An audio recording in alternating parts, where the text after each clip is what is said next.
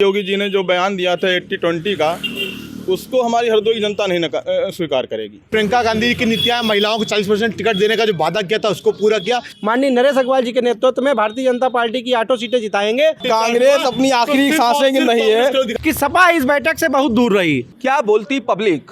आज मैं बात करूंगा उत्तर प्रदेश की जनपद हरदोई की 156 सदर विधानसभा से। हमारे साथ हमारे पैनल में, चूंकि आज हम लोग इनसे सीधे सीधे बात करेंगे, एक MIM के प्रत्याशी हैं अताउर रहमान, दूसरे सहयोगी के रूप में हमारे पास कांग्रेस पार्टी से हैं अमलेंद्र त्रिपाठी, और वहीं भाजपा से प्रियम मिश्रा जी हैं। इनसे सीधे सवाल करेंगे। जनता हमारे सामने है, ये लोग भी अपने सवाल करेंगे और इनसे पूछेंगे कि भारतीय जनता पार्टी की 5 वर्ष तक सरकार रही, क्या क्या वादे पूरे किए और किन वादों को लेकर ये भारतीय जनता पार्टी की सरकार बनाने का दावा कर रहे हैं।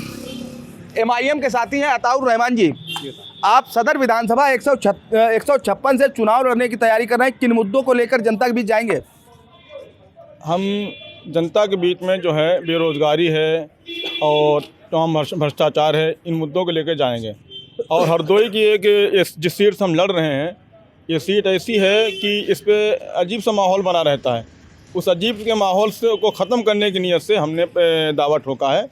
और जनता के सहयोग से, मैंने अपनी मर्ज़ी से नहीं, क्योंकि हम समाज से 12-13 सालों से जुड़े हुए हैं। SC OBC समाज हमारे साथ पूरी तरह जुड़ा हुआ है, इसलिए उन लोगों ने हमको प्रेरित किया है और उन लोगों के प्रेरणा से हम चुनाव लड़ रहे हैं और उम्मीद हम जीतेंगे। मुद्दे क्या हैं बेसिक तौर पर जो हरदोई जनपद की समस्याएं, उनको लेके किस तरीके के एनालिसिस की है, किस तरीके की तैयारियां की है? जनता के बीच जाके आपने कभी जानने का प्रयास किया कि यहाँ बेसिक समस्या क्या है? बेसिक समस्याएं तो तमाम सारी हैं, लेकिन हम एक ही जुमला कहेंगे, हाथों में आने दो निज़ाम चमन, फिर देखना परिंदे भी मुस्कुराएंगे। अब हम इससे पहले चुनाव, हम जीतने से पहले तो मौका तो आज जनता दे, फिर हमारे कार्यशैली के बारे में तभी पता चल पाएगा। भारतीय जनता पार्टी पाँच वर्ष तक सत्ता में रही है और यहाँ वर्तमान विधायक भी भाजपा के हैं। क्या सवाल है आपके? सवाल ये है, देखिए, भारतीय जनता पार्टी जैसी जो राजनीति कर रही है उसके समाज पूरी तरीके से समझ चुका है। अब ख़ास तरीके से हमारा हरदोई भारतीय जनता पार्टी की जो सोच, जो राजनीति करने का तरीका है, उससे पूरी तरीके से सहमत नहीं रहती है। हमारी गंगा जमुनी तहजीब से हरदोई प्रेरित पूरी तरीके से। यहाँ पे जैसे अभी योगी जी ने जो बयान दिया था 80-20 का, उसको हमारी हरदोई की जनता नहीं स्वीकार करेगी। MIM के प्रत्याशी का भाजपा पे सीधा सीधा आरोप है कि गंगा जमुनी तहजीब को कहीं न कहीं ये लोग गलत तरीके से साबित कर रहे हैं और MIM और ख़ास करके मुस्लिम धर्म के लोग इसको स्वीकार नहीं करें। प्रियम मिश्रा जी, आपके सीधा सवाल है। आपके सवाल का जवाब यही देना चाहते हैं, जैसे भाई साहब ने कहा है कि गंगा जमुनी तहजीब खराब नहीं होने दी जाएगी, तो इन्होंने बहुत अच्छा सवाल किया, क्योंकि इस टाइम सारा समाज भाजपा के ही साथ है। वो किसी तरीके से गंगा जमुनी तहजीब को ख़राब नहीं करेगा, चाहे हिंदू हो, चाहे मुसलमान हो, चाहे सिख हो, चाहे ईसाई हो, वो हर तरीके से भाजपा के साथ है। हम लोग सदर विधानसभा में इस टाइम खड़े हैं। यहाँ का इतिहास आप उठा के देख लीजिए। यहाँ की हरदोई की शुरुआत भी नरेश अग्रवाल हैं। यहाँ की राजनीति सिर्फ उन्हीं के इर्द गिर्द चलती है। 42 सालों से उनका ही यहाँ पे शासन चल रहा है, चाहे सपा की सरकार रही हो, चाहे बसपा की सरकार रही हो, चाहे भाजपा की सरकार रही हो। इस बार फिर उनके लड़के नितिन अग्रवाल जी को टिकट दी गई है। भारतीय जनता पार्टी की तरफ से वो प्रत्याशी हैं और रिकॉर्ड मतों से वो जीतेंगे, ये हम सब लोगों की आशा है। भाजपा की नीतियों को हम लोग जन जन तक पहुँचा रहे हैं और पार्टी नेतृत्व ने जो जिम्मेदारी नरेश जी को दी है, इसी जिम्मेदारी के तहत हम लोग अपने रिश्तेदारों से, नातेदारों सबसे आग्रह करेंगे कि वो हर सीट पर जाकर अपने प्रत्याशी को, भारतीय जनता पार्टी को प्रत्याशी को जिताएं और सदर विधानसभा में माननीय नितिन अग्रवाल जी को रिकॉर्ड मतों जिताएं, जिससे जो भारतीय जनता पार्टी ने विकास के कार्य किए हैं उनको हम आगे ले जा सकें और सभी का साथ होगा, सभी का विकास होगा और फिर से एक बार भाजपा की सरकार होगी। हमारे साथ कांग्रेस पार्टी से अमलेंद्र त्रिपाठी जी हैं, इनसे जानेंगे किस तरीके की तैयारियां हैं और सदर विधानसभा में आपका कांग्रेस प्रत्याशी किस तरीके से जनता के बीच जा रहा है, क्या तैयारियां हैं? देखिए, कांग्रेस का प्रत्याशी घोषित हो चुका है। जो सदर की जनता है वो त्राही उसमें मची हुई है, क्योंकि पिछले कई वर्षों से एक ही घर, एक ही परिवार में जो सत्ता है वो है। अब जनता परिवर्तन चाह रही है। कांग्रेस की प्रियंका गांधी की नीतियां हैं छात्राओं के लिए, युवाओं के लिए और महिलाओं के लिए। प्रियंका गांधी की नीतियां महिलाओं को 40% टिकट देने का जो वादा किया था उसको पूरा किया। और सबसे महत्वपूर्ण है इस चुनाव की महिला और युवा। महिला सशक्तिकरण की बात प्रियंका गांधी जी ने की है। उसमें सर्वप्रथम सबसे ज़रूरी ये है कि जो भी नौकरियां निकलेंगी 40% महिलाओं का आरक्षण होगा। उसके अलावा सबसे महत्वपूर्ण है कि साल में 3 सिलेंडर महिलाओं को मुफ्त दिए जाएंगे। उसके अलावा जो छात्र संघ के चुनाव थे बहाली उनकी की जाएगी। उसके अलावा और सबसे जो महत्वपूर्ण आज के चुनाव में की परीक्षाएँ जो होती हैं, आज तो आप देखा होगा कि टेटी की परीक्षाएँ हो रही, चाहे कोई भी एग्ज़ाम दरोगा की भर्ती हो, लेकिन वो लीक हो रही परीक्षा, उसके लिए एक अलग सेल का गठन किया जाएगा ताकि बाकी जो सारी परीक्षाएं सुचारू रूप से परीक्षाएं हो सके। और रही बात सदर की, सबसे बड़ा यहाँ का मुद्दा है रोजगार का। यहाँ का युवा बेचारा पलायन करके दिल्ली, पंजाब, हरियाणा जा रहा है, उसको रोजगार नहीं यहाँ मिल पा रहा है। यहाँ की जो गन्ना मिल था वो भी बंद हो गया। तो यहाँ की जनता जो है बदलाव चाह रही है। जो पिछले 40 सालों से एक परिवार की राजनीति चली आ रही है, वंशवाद की राजनीति चली आ रही है, इसको खत्म करने का कार्य यहाँ पे कांग्रेस पार्टी करेगी। आज भाजपा से सीधा सवाल है परिवारवाद और 40 वर्ष हरदोई बेहाल। मैं कांग्रेस के अपने भाई को ये बात बताना चाहता हूं, जब उन्होंने कहा है कि 40 साल बेहाल, जिस दिन हरदोई में नरेश अग्रवाल जी ने कांग्रेस को छोड़ा था, उसके बाद से कांग्रेस कभी उत्तर प्रदेश में नहीं पनप पाई। आप सुनिए कितनी बड़ी बात मैं कह रहा हूं। हरदोई जिले के नरेश अग्रवाल जी कद्दावर नेता, जिस दिन उन्होंने कांग्रेस को छोड़ा उस दिन से उत्तर प्रदेश में कांग्रेस नहीं पनप पाई। हरदोई में सबसे ज़्यादा चुनाव में वोट मिथिलेश सिंह चौहान जी को मिले हैं 5000 वोट। उसके बाद से कभी 5000 से ऊपर हरदोई जिले में कांग्रेस प्रत्याशी को वोट नहीं मिला। ये तो मतदाता खुद ही जानता है कौन कितना मजबूत है। और आगे फिर भाजपा की सरकार बनेगी और नरेश अग्रवाल जी के नेतृत्व में नितिन अग्रवाल जी और हमारे 7 विधायक फिर से जीत के 8 विधायक जीत के जाएंगे और रिकॉर्ड मतों से भाजपा की सरकार बनेगी। क्या कारण रहे, आज़ादी के 70 दशकों से ज़्यादा हो गए कांग्रेस ने शासन किया और आज हाशिए पर क्यों? बिल्कुल, ऐसे बहुत सारे लोग थे जो पार्टी से गद्दारी करके चले गए। पार्टी ने जिसको भरोसा किया, जिसको नेता बनाया, वही लोग छोड़ के चले गए। चाहे नितिन अग्रवाल हो, चाहे पड़ोस के जितिन प्रसाद हो, ऐसे बहुत सारे नेता पार्टी छोड़ चले गए जिन्होंने गद्दारी की है। इससे क्या होता है, पार्टी का एक संगठन तोड़ने का काम करता है। लेकिन अब जनता का मूड बदल चुका है। उसने बहुत बार देख लिया, सपा की सरकार देखी, बसपा की सरकार देख ली और चाहे एआईएम की सरकार भी देख ली। सरकार नहीं, वो भी भाजपा के पूरक है। अब जनता बदलाव चाह रही है जिले में, क्योंकि सबसे बड़े उसके लिए क्या है कि रोजी रोटी, धर्म, जातियों की और समाज की राजनीति तो बहुत होली। अब यहाँ पे मुद्दा बस 2 ही है कि महिलाओं की सुरक्षा और युवाओं को रोजगार। हरदोई इतना बड़ा जिला, यहाँ पर कोई भी एक कॉमन यूनिवर्सिटी नहीं है। यहाँ के बच्चों को पढ़ने के लिए लखनऊ और आगरा जाना पड़ता है। ये भी एक बहुत बड़ा मुद्दा है यहाँ के लिए, हरदोई जिले के लिए। हमारे साथ एमआईएम के साथी हैं अताउर रहमान जी। हम इनसे जानेंगे आखिर क्या कारण थे।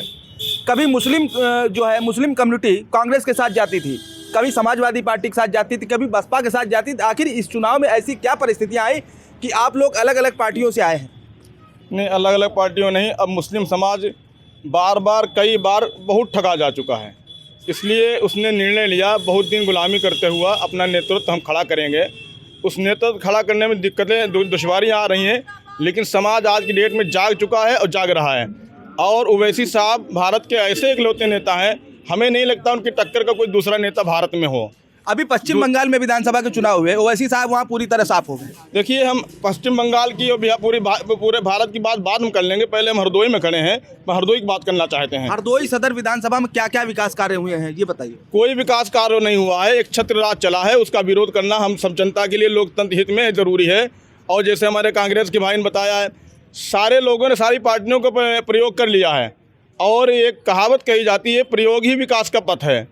तो मैं ये निवेदन करना चाहता हूँ हरदोई की जनता से आपके माध्यम से कि एक मरतबा प्रयोग नया करें और उस प्रयोग के रूप में मुझको चुन के देखें। एमआईएम पार्टी को जिताने का कार्य करें, ओवैसी को नेता बनाएं। नया होगा, अच्छा होगा हरदोई के लिए और यूपी के लिए, भारत के लिए अच्छा होगा। ओवैसी जी तो सिर्फ हिंदुओं की, सिर्फ मुस्लिम की बात करते हैं, हिंदू कैसे आप? बिल्कुल झूठ बोल रहे हैं आप। और एक उनकी तकरीर ऐसी हो, एक उनका भाषण हो जो एक पक्षी बात करने का हो, आप रिकॉर्ड सुना दीजिए। अताउर रहमान जी, Samajwadi party, Bharatiya Janata party, Congress party, जितनी पार्टी है सारे अन्य नामों से आखिर एमआईएम नाम रखने की क्या जरूरत पड़ गई? देखिए, नाम रखने का मुझको संवैधानिक पूरा अधिकार। अब आप सवाल उठाएं कि आपका नाम भारतीय शब्द किसी मजहब का नहीं है, किसी धर्म का नहीं है। ये हिंदुस्तान के दिलों में बसता है, जिसको कहते हैं भारत। नहीं, हिंदुस्तान संवैधानिक नहीं है, भारत संवैधानिक है। उसमें संविधान किताब में भारत लिखा हुआ है। और दूसरी बात, नाम रखने का अधिकार हमने अताउर रहमान, अब इस पर आप सवाल करें, आपने अताउर रहमान का नाम विषय अताउर रहमान नहीं। अताउर रहमान कोई संस्था नहीं है, कोई पार्टी नहीं है, कोई राजनीतिक दल नहीं, व्यक्ति विशेष हो सकता है। आप पार्टी की बात कर रहे हो, आप राजनीतिक दल की बात कर रहे हो। एमआईएम नाम रखने की क्या जरूरत थी? भारतीय जोड़ के कोई भी नाम दिया जा सकता था। देखिए, ज़रूरत क्या थी, एमआईएम उनको पसंद आया, मजलिस इत्तेहादुल मुस्लिमीन, कोई दिक्कत नहीं है। आम आदमी तो समझ भी नहीं पाएगा। हाँ, नहीं समझ पाए तो समझने की कोशिश करे, जब समझेगा जब जानेगा। इसमें कोई आपत्ति नहीं। अगर असंवैधानिक होता उनको रखने का मौका ही नहीं मिल पाता है। संविधान ने पूरी तरह इजाज़त दी है, कैसा भी नाम रख सकते हैं आप। हरदोई जनपद में 8 विधानसभाएं हैं। एमआईएम कितनी सीटों पर चुनाव लड़ेगी, किस पोजीशन में आने की स्थिति है? देखिए, अभी हरदोई में हमारे जो है 3 आवेदन हैं और हमको 4 सीटें मिली हैं गठबंधन में। हमारा बाबू सिंह कुशवाहा से गठबंधन है और वामन मेश्राम के संगठन से हमारा गठबंधन है, उनको 2 सीटें मिली हैं, बालामो और सांडी। बात हम बेसिक कर रहे हैं सदर विधानसभा पर, यहाँ की बेसिक समस्याओं पर बात होनी चाहिए, क्योंकि जिसके लिए हम लोग आए हैं। देखिए यहाँ गड्ढे दिखाई दे रहे हैं सड़कों पे, रोज़गार नाम कोई चीज़ नहीं है। उसके अलावा यहाँ की जनता उमूमी तौर पर आप लोग सब लोग देख रहे हैं कि दिल्ली दुबई जा रही है। इनका कहना है कि सरकार ने लाख कहा था कि हम गड्ढा मुक्त सड़कें देंगे, लेकिन अभी भी सड़कें बरकरार हैं, गड्ढा वाली हैं।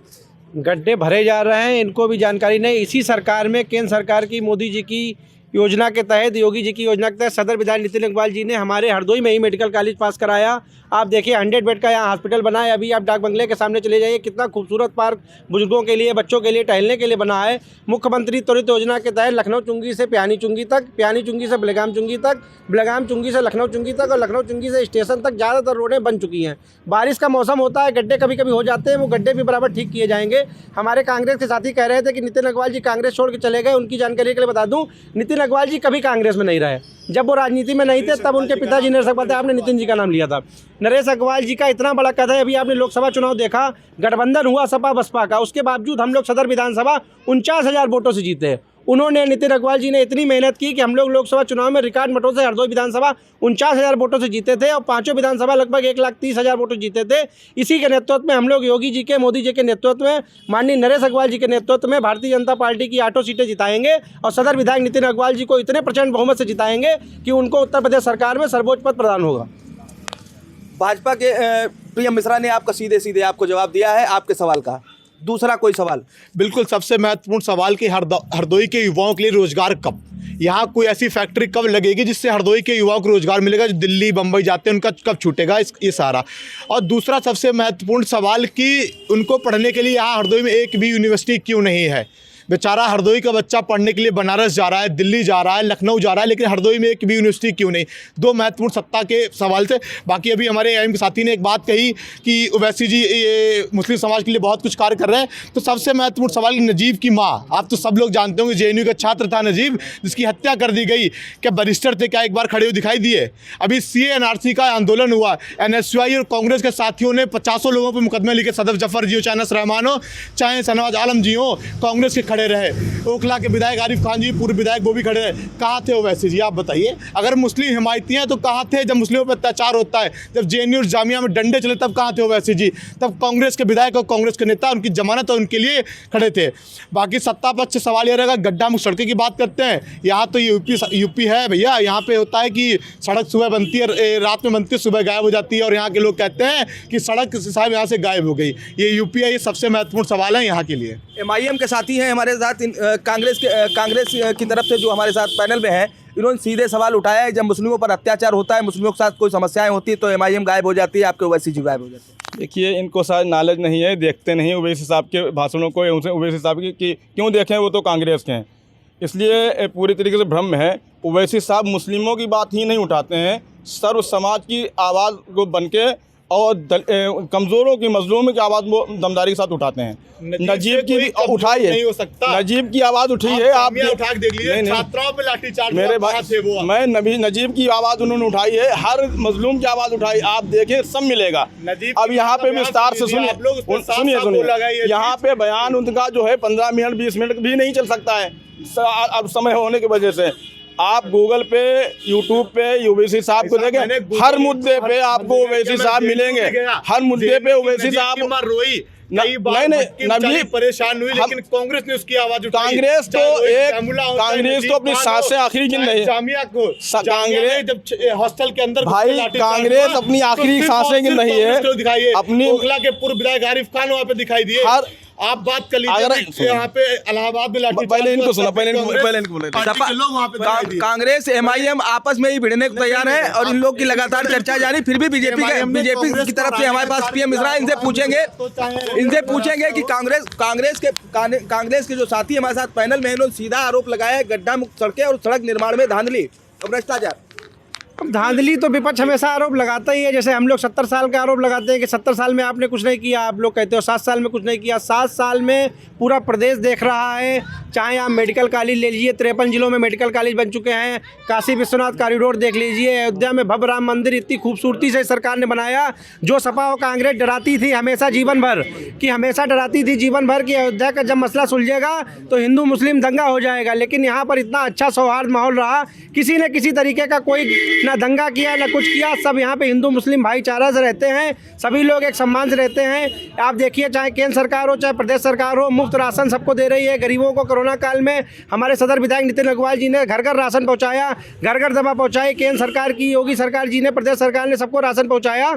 इन्हीं कामों के बावजूद पर हम जा रहे हैं। और देखिए, गड्ढा मुक्त सड़कों की अगर आप बात करेंगे तो ये बच्चों वाली बात होती है। गड्ढा मुक्त जब होता है तो गड्ढे भरे भी जाते हैं, गड्ढे बनते भी हैं। आगे आपको फिर आशा दिलाते हैं, अगर हमारे कांग्रेस के कोई साथी कहते हैं, क्योंकि ये तो पूर्ण बहुमत में आएंगे ही नहीं, इनका बहुत नीचे तक वोट रहेगा, कि हम इनसे पूछ लेंगे अगर कोई सड़क ऐसी हो जिस पे इनको गड्ढा लगे, वो हम सदर विधायक नितिन अग्रवाल जी से कह के जरूर बनवा देंगे।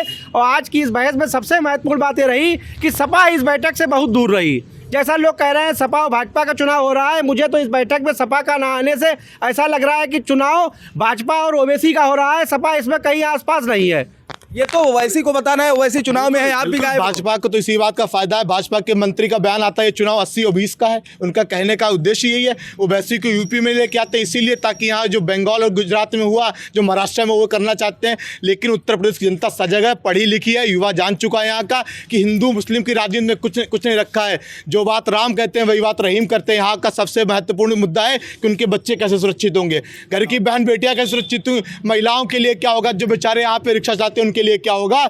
जो प्रियंका जी के वादे हैं वो लोग कांग्रेस जनता में लेके जा रही है, और इन्हीं वादों के साथ 2022 में जो बदलाव होगा, जो 24 में इसकी भी डंके की चोट पे दिखाई देगा ये चीज। 70 दशकों से ज्यादा कांग्रेस का राज रहा देश में, लेकिन क्या कारण था कि मुस्लिम आज छिटक के दूर हो गया कांग्रेस से? देखिए, क्षेत्रीय पार्टियां जागरूक हुई, लोगों को बरगलाया गया। कांग्रेस ने हमेशा जाति धर्म की राजनीति नहीं की। हमेशा उसने हर धर्म के, हर जाति के नेता को बढ़ाया है बिना किसी जाने हुए। चाहे गुलाम नबी आज़ाद जी कांग्रेस में हो, चाहे APJ अब्दुल कलाम हो, बहुत सारे ऐसे लोग होते जो कांग्रेस ने बैकअप दिया उनको। लेकिन आज यूपी और बिहार कुछ ऐसे राज्य हैं जहाँ पर जाति और धर्म की राजनीति हो गई। लोग जाति और धर्म की राजनीति के पछड़े में फंस गए। लेकिन अब समय बदल चुका है।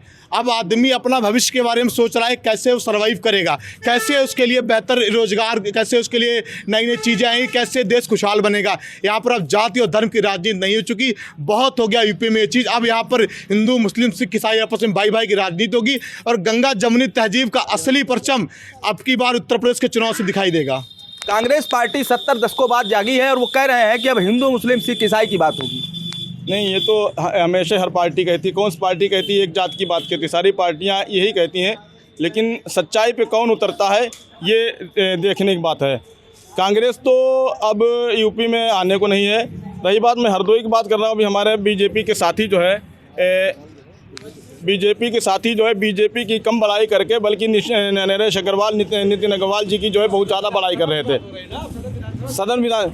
और आपका सीधे तौर पर नितिन अग्रवाल, नरेश अग्रवाल पे आरोप क्या है? आरोप ये है, एक तो नंबर 1 हम उनके ऊपर आरोप लगाते हुए थोड़ा सा अच्छा नहीं महसूस कर रहे हैं, क्योंकि बहुत बड़े नेता हैं और उम्र भी ज़्यादा है। क्योंकि हमारी भारतीय सभ्यता है, सम्मान जरूर बना रहे, लेकिन मजबूरी मेरे सामने कुछ कहने की। नरेश जी के बोल बदलते कि आप लोगों ने, जनता ने, या हरदोई की जनता ने, यूपी की जनता ने देखा नहीं है क्या, कैसे उनके बोल बदल रहे हैं। तो ऐसे उनसे ही तो हरदोई की जनता कम से कम हम लोग इसी उम्मीद नहीं करते थे, लेकिन कैसे बोल कितनी जल्दी बदले उनके ज़बान से, ये बहुत दुर्भाग्यपूर्ण है। हमें लगता कहीं ना कहीं बौखलाहट है, उनकी मजबूरियां हैं, और हरदोई की जनता के हित में ज़रूरी है कि वो बदलाव लाए। और नितिन अग्रवाल के बस की नहीं है विकास ज़्यादा हरदोई का कर पाएँ। अगर छत्र 40 साल राज रहा है, विकास अगर करते तो विकासों की चोटियों पर पहुंचा देते हैं। उन्होंने जानबूझ के विकास नहीं किया, डराव की राजनीति कर रहे हैं।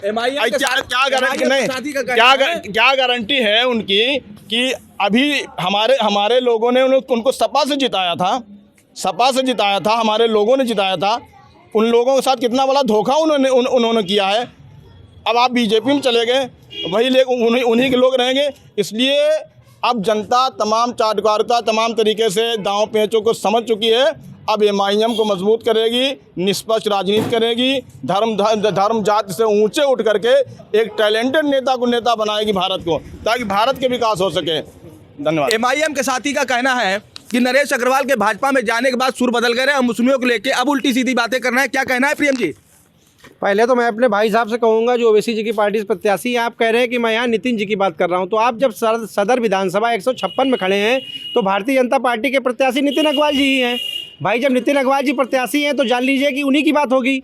हम तो कह रहे हैं कि योगी जी की नीतियाँ, मोदी जी की नीतियाँ, मेडिकल कॉलेज से नितिन अग्रवाल जी ने जब प्रस्ताव रखा तो उसको योगी जी ने, आशुतोष टंडन जी ने उसको पास कराया। तो जब केंद्र सरकार होगी, प्रदेश सरकार होगी, उसी से नितिन अग्रवाल जी भी हैं। जब उनको भारतीय जनता पार्टी का प्रत्याशी बना दिया गया है तो हम उन्हीं की बात करेंगे। हम शाहबाद की बात करेंगे तो रजनी तिवारी जी की बात करेंगे, क्योंकि हम भारतीय जनता पार्टी की बात कर रहे हैं। आपने जिस तरीके से कहा कि जब उनका 40 साल से एक छत्र राज है, तो आप सोचिए, आप ये कह रहे हैं विकास नहीं हुआ, तो क्या पब्लिक इतनी मूर्ख तो है नहीं जो उनको जिताएगी? वो सबके सुख दुख में साथ खड़े होते हैं, सबके मदद करते हैं। अभी लखनऊ में किसी भी डॉक्टर को दिखाना होता है, नरेश अग्रवाल जी, नितिन अग्रवाल जी 6-6 महीने का अपॉइंटमेंट नहीं मिलता है लोगों को, और चंद मिनटों में अपॉइंटमेंट दिवा देते हैं। यही उनकी खूबी है कि आज तक 42 साल से नरेश अग्रवाल जी, नितिन अग्रवाल जी किसी भी दल में रहे हों, लेकिन उनका राज रहा है, उनका राज रहेगा, क्योंकि वो गरीबों के मसीहा हैं और दोनों लोग मिलकर रात दिन मेहनत करते हैं। और भारतीय जनता पार्टी की सरकार में पूर्ण बहुमत की बनेगी और बहुत ही भारी मतों से वो विजय होंगे। हमारे साथ थे MIM से अताउर रहमान जी, वही कांग्रेस पार्टी से अमलेन त्रिपाठी जी और भारतीय जनता पार्टी से PM मिश्रा। इन्होंने बड़ा बेबाकी से एक दूसरे के सवालों का जवाब दिया। हमारे साथ जनता भी मौजूद है। अगर जनता कोई सवाल भाजपा या कांग्रेस पार्टी या MIM से पूछना चाहती है तो हम उनसे भी बात करना चाहेंगे। क्या कहना चाहेंगे सदर विधानसभा को लेकर? कोई सवाल है भाजपा के लिए? सर, जो अभी रिसेंट में जो गवर्नमेंट थी उससे हमारा एक क्वेश्चन है कि इतनी सारी पब्लिक खड़ी हुई है, इनसे सबसे ओपिनियन लिया जाए कि इनका ओपिनियन क्या है, क्या एम्प्लॉयमेंट दिया है इन्होंने। मतलब ग्राउंड रियलिटी को आप कैसे झुटला सकते हो, और हमारे जो है आदरणीय, जो भी उनका सर का नाम है मुझे नहीं मालूम, वो कैसे इसको डिनाई कर सकते हैं कि we are struggling for our employment, है ना। ये this is a big issue कि आप अगर सर्वाइव नहीं कर पाओगे, ज़िंदा नहीं रह पाओगे, तो फिर और सब बातों को जो है डिस्कस करके क्या फ़ायदा है। इनका सीधे सीधे फिर भाजपा पे सवाल है। प्रियम जी, जवाब दीजिए। मैं भाई साहब को बताना चाहता हूँ, हमारा संडीलिया अब इंडस्ट्रियल एरिया बन चुका है। वहाँ देखिए पेप्सी का कितना बड़ा कारखाना लगा है। अभी एक गन की बहुत बड़ी, उसका नाम भूल रहा है इस टाइम, उसका बहुत बड़ा कारखाना लग रहा है, बबले स्कार्ट, उसका कारखाना लग रहा है। सारे रोजगार संडीला, क्योंकि इंडस्ट्रियल एरिया है, हरदोई इंडस्ट्रियल एरिया नहीं है। आप ये कहते हैं कि बाहर नौकरी करने जाता है, चीनी मिल कांग्रेस के शासन में बंद हुई, ना कि भाजपा के शासन बंद हुई। चीनी मिल जो बंद हुई वो कांग्रेस शासन बंद हुई। आप पहले अपना रिकॉर्ड चेक कर लीजिए। सारे विकास जो होते हैं, अभी हरियाणा मिल लगी है, वहाँ विकास हो रहा है। कोई भी प्रदेश ऐसा, कोई भी ऐसा राज्य नहीं होता है जिसके लोग बाहर नौकरी करने नहीं जाते हैं। चाहे दिल्ली में सरकार हो, चाहे बाहर सरकार हो, लोग नौकरी करने बाहर जाते ही हैं। जगह नहीं एक भी फैक्ट्री लगने के लिए। क्या कहना है बेरोजगारी पर, खास करके सीधा सबसे महत्वपूर्ण उत्तर प्रदेश का मुद्दा है बेरोजगारी का। यहाँ का युवा बहुत परेशान है, बेचारा खेतों में साड़ है और सड़कों पे बेरोजगार युवा है। तो इसलिए यहाँ का युवा सिर्फ अपने रोजगार का देख रहा है, अपने भविष्य की बातें कर रहा है। और सबसे दुख की बात है कि जितनी भी इंडस्ट्री हरदोई के लिए आई तो कहीं कहीं और शिफ्ट हो गई है। जनता इसका जवाब जरूर देगी और बदला लेगी आने वाली 23 फरवरी को कांग्रेस के हाथ पंजे वोट देके, क्योंकि कांग्रेस ने जो 22 लाख वैकेंसीज है उसको पूरा करने का वादा किया और अलग सेल का गठन किया है जिससे सारे एग्जाम चालू हो सके। और एक सबसे महत्वपूर्ण ये भी था कि हर जिले में एक फैक्ट्री ऐसी लगाई जाएगी जहाँ कम से कम 2 से 2.5 हज़ार वैकेंसी निकले वहाँ पे। देखो, अगर सीधे तौर पर कहें प्रियम भाई, आपका एक दावा तो गलत हो गया। आपने कहा था समाजवादी पार्टी हरदोई सदर में लड़ाई में नहीं है। अलंकार जी हमारे साथ आ गए समाजवादी पार्टी से और बेबाकी से ही अपना पक्ष रखेंगे। जी देखिए, ये भाजपा का जो कमल का फूल है, ये झूठ का फूल है और वहाँ से बदबू आने लगी है। जनता समझ गई है कि वहाँ झूठ के अलावा कुछ है नहीं। और समाजवादी पार्टी तो पूरा प्रदेश जान रहा है कि मुख्य विपक्षी पार्टी है। आज की डेट में भारतीय जनता पार्टी कितने अपने मुद्दे और दावे रखे, लेकिन कहीं ना कहीं अब वो जनता के भी बहुत पीछे हैं। और हम लोग विकास की राजनीति लेके आए थे, विकास के मुद्दे पर काम कर रहे थे। और मंदिर, मस्जिद, गुरुद्वारा और चर्च, इसमें हम लोग जनता को बांटना नहीं चाहते। जनता महंगाई, बेरोजगारी, शिक्षा मांग रही है, जिसको ये दे नहीं पा रहे, उन मुद्दों पे विफल हैं। आज एक भी रोड इनके मुख्यमंत्री जी एक गड्ढे का विजन लेके चले थे कि गड्ढा मुक्त प्रदेश करेंगे। उन्होंने 2 बार घोषणा करी और किसी भी रोड पे एक गड्ढा खत्म नहीं कर पाए। तो ये तो बिल्कुल फ्लॉप और सरकार है। मुख्यमंत्री जी कुछ नहीं कर पाए, इनकी कैबिनेट कुछ नहीं कर पाई। इनका केवल एक उद्देश्य है कि जातिवाद के नाम पर, धर्म के नाम पर, राष्ट्र के नाम पर और हिंदुस्तान पाकिस्तान के नाम पर लोगों में विद्रोह पैदा करना, लड़ाना और राजनीति करना। जो ईस्ट इंडिया कंपनी करती थी वही अब भारतीय जनता पार्टी कर रही है। इनका सीधे सवाल है भाजपा से फिर कि ये लोग हिंदू मुस्लिम की बात करते हैं, जो काम ईस्ट इंडिया कंपनी अंग्रेज करते थे वही भाजपा की योगी सरकार कर रही है। हम अपने सपा के साथी से कहते हैं कि हम लोगों ने कब हिंदू मुसलमान किया। आपके अखिलेश यादव जी, पूर्व मुख्यमंत्री जी, जब बेलगाम मल्लामा में मीटिंग करने आए, उन्होंने सबसे पहले जिन्ना को छेड़ा। हमने जिन्ना का नाम भी नहीं लिया चुनाव में। आपके मुख्यमंत्री जी अखिलेश जी ने, जो मुख्यमंत्री थे, उन्होंने अभी थोड़े दिन पहले पाकिस्तान के पक्ष में कहा कि पाकिस्तान हमारा दुश्मन नहीं है, हमारा दुश्मन किसी और देश को चीन को बताया। हमने कभी जातिवाद की राजनीति नहीं की, हमने सभी देश का सम्मान किया।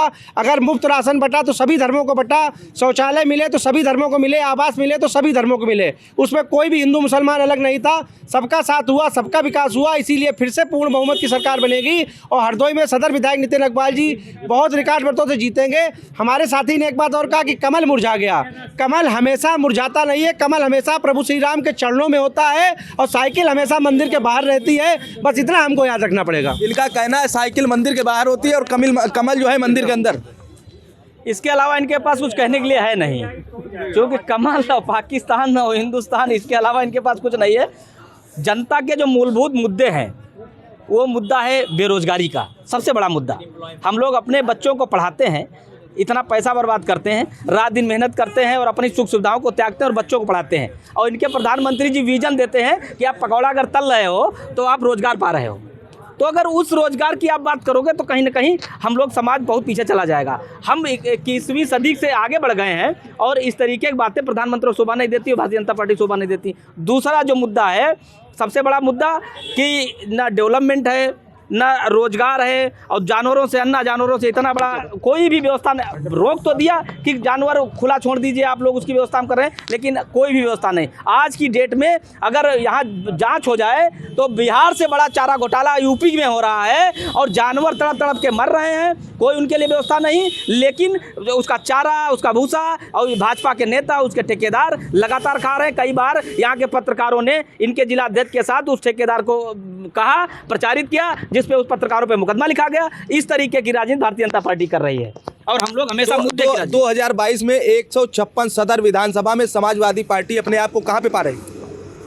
हमारे जो कैंडिडेट हैं उनको मैं आंकड़ों के हिसाब से लाया हूँ। समाजवादी पार्टी ने अपना एससी अनिल वर्मा जी को चुनाव पासी बिरादरी से हैं, उनको लड़ाने का काम किया सदर विधानसभा से। और हमारा जो जातिगत आंकड़न है कि 60,000 से 65,000 यहाँ पासी है और यादव और मुस्लिम मिला के 45,000 है और ठाकुर और ब्राह्मण अदर बैकवर्ड होके हम लोग कम से कम 50,000 वोटों से जीत हासिल कर रहे हैं। और गलतफहमी जो नेता रहते थे कि मैं बड़ा नेता हूं, जिले में कुछ नहीं करूंगा और लेकिन मैं जीत जाऊंगा, अब कि उनका मिथक टूटेगा और ये भ्रम भी टूटेगा कि हरदोई जनता जाग गई है, वो ठेकेदारों सारे नहीं चलेगी, वो स्वयं अपना नेता चुनेगी। भारतीय जनता पार्टी ही नहीं, आम जनमानस का एक सीधा सवाल है समाजवादी पार्टी से, क्या कारण है सामान्य सीट पर एससी कैंडिडेट देने की जरूरत पड़ गई? बात सामान्य और एससी की नहीं है, बात यह है कि कौन कितनी मजबूती से चुनाव लड़ सकता है। बात विषय आरक्षण की है। अगर आरक्षण का लाभ सामान्य वर्ग को चाहिए, बीसी को चाहिए, एससी को चाहिए, तो फिर सामान्य सीट पर एससी उतारने का मतलब क्या था? चूँकि 2 चीज़ें हैं, हम लोग अपने मजबूत कैंडिडेट को ही उसके सर्वे के हिसाब से लड़ाते हैं और सामान्य, चूँकि कई बार यहाँ लड़ा चुनाव सदर विधानसभा में और मुख्यतः ब्राह्मण और क्षत्रिय, लेकिन किसी ने जीत हासिल नहीं की। तो माननीय अखिलेश जी ने कहा कि ट्रम्प कार्ड खेला जाए और कुछ परिवर्तन की राजनीति करते हुए और दबे कुचलों की राजनीति को देखते हुए, चूंकि यहाँ जो ठेकेदारी राज और वो चल रहा है वो अपर क्लास ही कर रहा था, तो दबे कुचलों की आवाज़ को सुनने और उनको आगे बढ़ाने के लिए ही राष्ट्रीय अध्यक्ष ने निर्णय लिया है सदर 56 से। हमारे साथ थे समाजवादी पार्टी से अलंकार सिंह जी, MIM से अताउर रहमान जी, वही कांग्रेस से अमलेन त्रिपाठी और भारतीय जनता पार्टी से प्रिया मिश्रा। इन्होंने बेबाकी से अपनी बात रखी और अपना अपना पक्ष रखते हुए सभी ने अपने प्रत्याशी को जिताने की अपील ही नहीं, उनके वादे भी किए हैं कि 5 वर्ष में कौन कौन से काम ये लोग करने वाले हैं। कैमरा पर्सन संतोष के बाद माई भारत के लिए अरविंद तिवारी, हरदोई।